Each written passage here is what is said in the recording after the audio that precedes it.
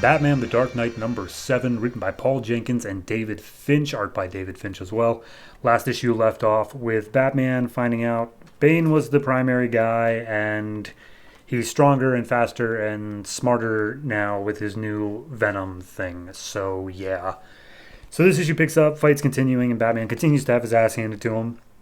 Bane picks up a boulder, drops it onto Batman. End of story. No. So Bane looks underneath it after he drops it, finds out Batman managed to escape, and he's like, well, it's only a matter of time, Batman. I'll find you. Meanwhile, Batman is headed up the mountain to Bane's military bunker, it looks like, and he's like, all right, I got about 5 minutes until Bane finds out where I am, so I got to figure out what to do here. He heads into the bunker and immediately tries to clear it out of any innocent people, but, of course, inside is Poison Ivy, who, if you remember, like, 4 issues ago was kind of a focus of this thing.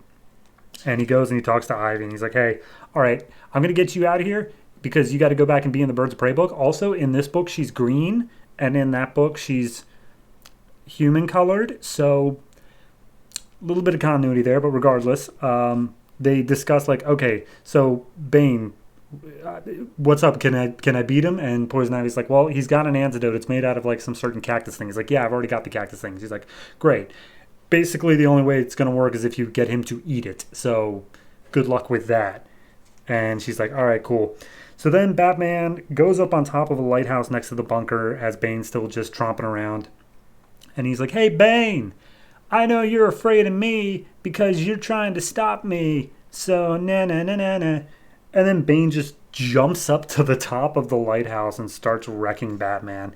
And it's just another, like every issue, it's just another one of these conversations about what is fear really? Oh, it is Bane. Bane is fear. He is Batman's truest fear, that he is stronger and can be beaten or whatever. And Batman puts up a little bit of a fight and does burn off the bottom of Bane's mask, but doesn't seem to do anything to slow him down. Speaking of slowing down, Superman's still with the Flash, who is starting to basically give out. He's like, I've been running at supersonic speeds for over a day, Superman. I'm gonna pass out now. And Superman's like, no, Flash, you gotta push through it. And he's like, I can't. And he falls down. And Superman's like, all right, cool, you did it. The toxin couldn't get a foothold in your metabolism. Good job, you did it. And Flash is like, all right, I got to get back to Batman. He needs my help. And Superman's like, dude, you need a hospital. And he's like, no, this is Batman's book. So he runs off back to Batman. Meanwhile, Bane is just still continuing his speech. Fear is a monster. It is the man who bested you. Admit that you fear me. And Batman's inner narration is just like, yeah, okay, I admit it. I fear him. He's stronger than me. But you know what? Doesn't matter because there's one thing I fear more, and that's failure. And he pulls out the antidote, and he drops it. And seemingly all hope is lost. And then Flash swings by, grabs the antidote before it hits the ground, and says, hey, Batman, did you drop this? And then Batman slams it into Bane's open mouth.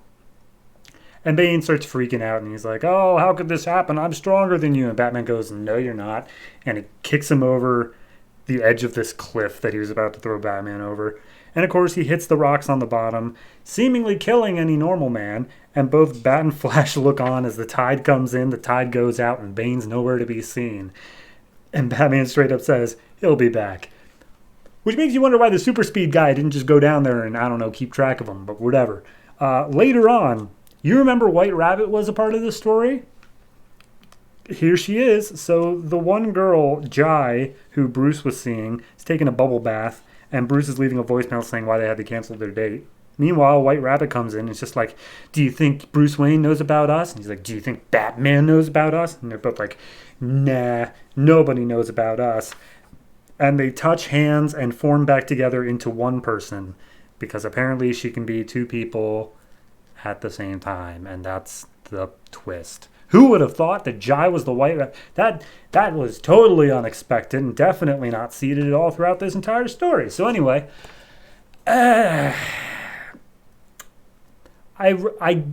overarching over the entire thing, I get that the idea of the arc was the fear. Like, how do you push past fear and how do you do all that?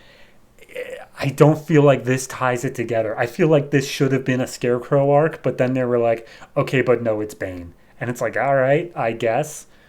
Does Batman really fear Bane? I guess that's a good enough question, but nah, this really should have just been a Scarecrow arc. But once it got into the whole Venom and like making everybody buffed out with it, it's like, no, it also had to be Bane. I just wish they would have switched the two, where Bane was like the muscle. He was like working for Crane in order to get the bigger, bulkier Venom, but then Scarecrow was the actual dude with the plan.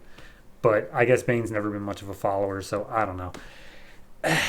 I don't know. It just seems lackluster as a final part of the issue. And of course, like, yeah, we all know that Chai was the White Rabbit. That wasn't a twist. The twist was how she managed to do it. It wasn't a like thing of like, oh, okay. So no, overall I give this like a 6.5. It's fine. It's perfectly serviceable. It's manageable. I just feel like there was a lot of, I wouldn't even say potential, because really after that first issue with hulked out Two Face, I don't know how much potential there was, but there was a lot of big ideas and not a lot of big deliveries. And I'm assuming this is the end of the arc. We do still have one issue left in this trade, so maybe that'll just end up with the White Rabbit stuff, but I don't know. It just seems a little bit underwhelming, is all. So hoping for better in the next issue, but if we're still continuing the White Rabbit, I'm not sure how much I can really hold out for.